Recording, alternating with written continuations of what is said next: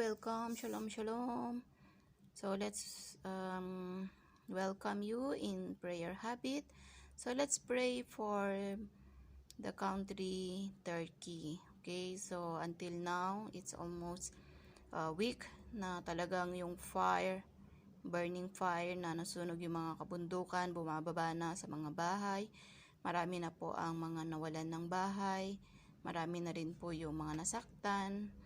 At pag-pray po natin na paulanin ng Panginoon doon kung saan yung mga ibang lugar na puno naman ng ulan, ng baha, nawa na ito'y uminit, no? Sumikat ang haring araw, umalis at paulanin naman ng Panginoon Diyos sa bansang Turkey upang mahinto ang fire na yan. Dahil wala po imposible sa ating Panginoong Diyos kung tayo magkaisa na mananalangin, because prayer is a powerful and effective by Christ Jesus. Okay, so panalangin po natin. Lord God, salamat po Panginoon at humihiling po kami Panginoon ng kapatawaran. Lord, have mercy O Lord God sa bansang Turkey O Father name. Nawa Panginoon na matupok na ang mga fire na ito O Lord God. Send rain there in that country of Turkey O Lord God upang matupok ang mga fire na yan O Lord sa kabundukan, sa mga bahay.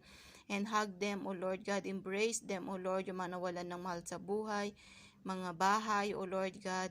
And Father, have mercy, O Lord God. You can control for everything, O Lord God, for this. We are praying in your mighty name, Jesus, O Lord God, that you will send rain in Turkey, O Lord God.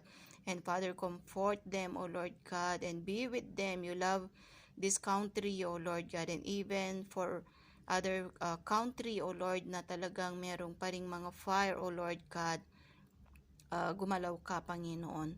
You know them, O Lord God, and you know this country, O Lord. You love them and you have planned for them, O Lord God, that they will acknowledge you as Lord and personal Savior, O Lord God. And even sa mga ibang country na may mga baha, may mga typhoon, O Lord God, you are in control for everything. Have mercy, O Lord God, have mercy.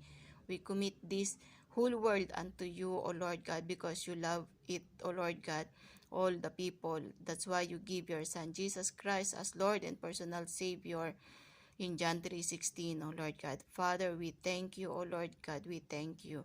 And we believe that you will make a miracle, O Lord God. Send rain, O Lord God. You are a powerful God. We thank you, O Lord God. In Jesus' mighty name we pray. Amen and amen and amen. Bye.